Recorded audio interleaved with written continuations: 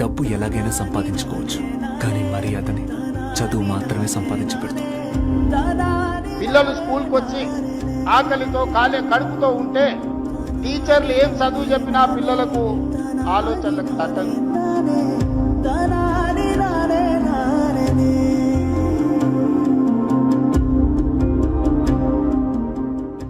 ఈరోజు పేద పిల్లలకు నాణ్యమైన విద్యను అందించాలి.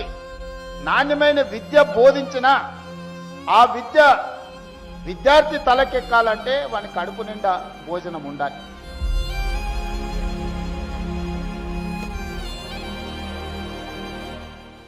అందుకే ఇవాళ ప్రతి స్కూల్లో పిల్లలకు బ్రేక్ఫాస్ట్తో పాటు నాణ్యమైన భోజనం, సన్నబియ్యంతో భోజనం వసతులు ఇవ్వాలి అనంటే ప్రభుత్వం ఈరోజు వాళ్ళ మీద కొంత వెచ్చించాలి.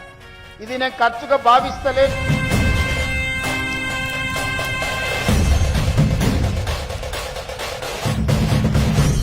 ₹27,000 కోట్ల దాదాపుగా ప్రతి సంవత్సరానికి ఈరోజు విద్యార్థుల మీద చదువుల మీద నేను ఖర్చు పెడుతున్నా. గతంలో ఎక్కడ ఖర్చు అయిపోయేదో తెలియదు.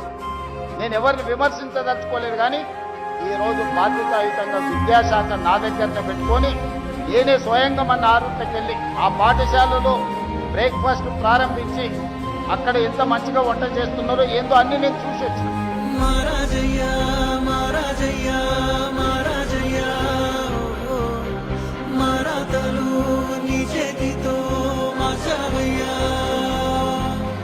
నిరంతరం కలెక్టర్లను, ఎస్పీలను ప్రభుత్వ పాఠశాలకు వెళ్ళి ఆ స్కూల్లో నాశనం చేయండి, ఎక్కడైనా నాణ్యత లోపం ఉంటే తక్షణమే చర్యలు తీసుకోండి అని చెప్పిన.